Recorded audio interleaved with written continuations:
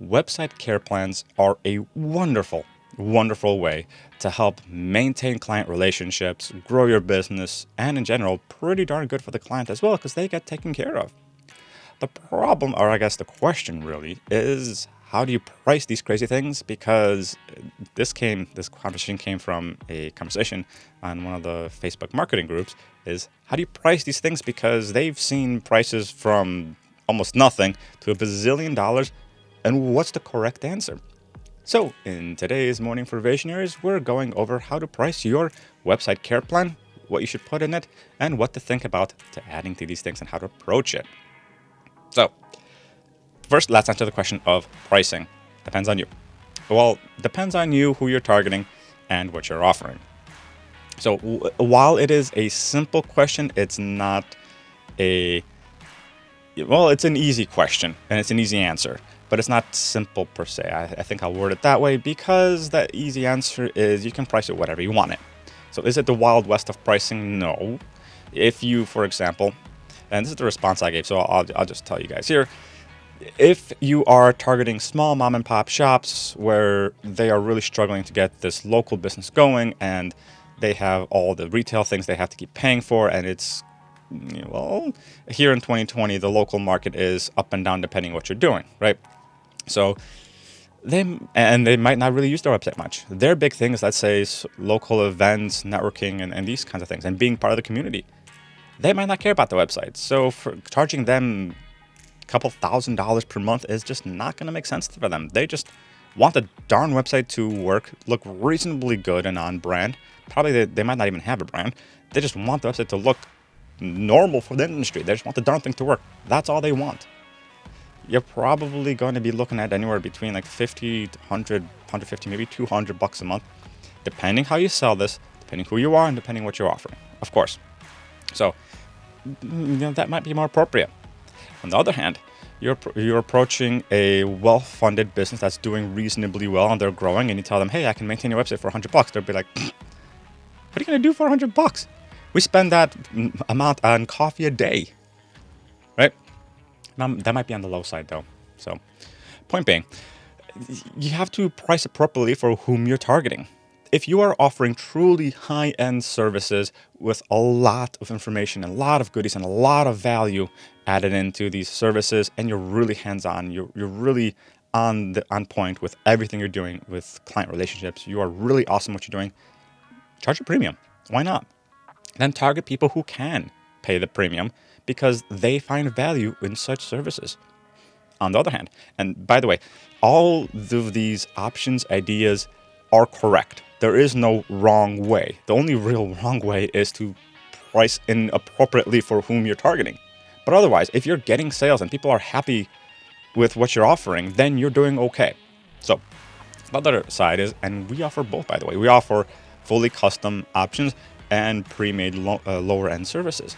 And there's nothing wrong with that, because on the lower end services, we do target the startups, the visionary and the entrepreneur, the solopreneur really, who needs just some help getting going. They need the website to work. They might need some additional consulting once in a while, but they just want the darn thing to work, and they need some light handholding here and there. That's all they need.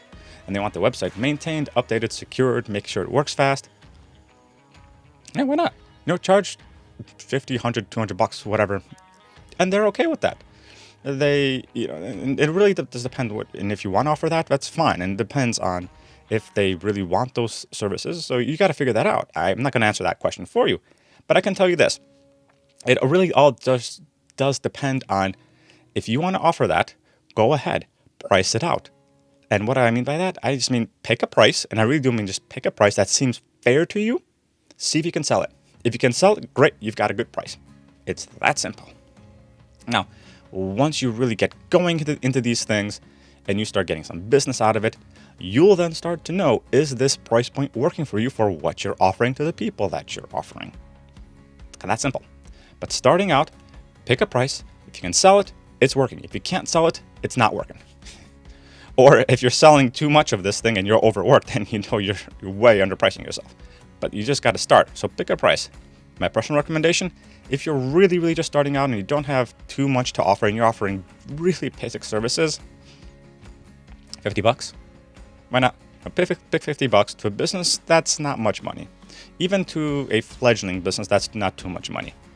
If you want to get a little slightly higher end, 100, 150, 200 bucks, that's where you can look to really start building some value-added services into there. So, but you figure this out. Pick some price point. Let's just say you pick 100 bucks. That's honestly what we do. We have a 100 bucks level, 100 bucks per month. You offer X amount of services. What services you offer, I'm not going to tell you, but you figure it out. But you probably at least need to update the website, make sure it's backed up, secure.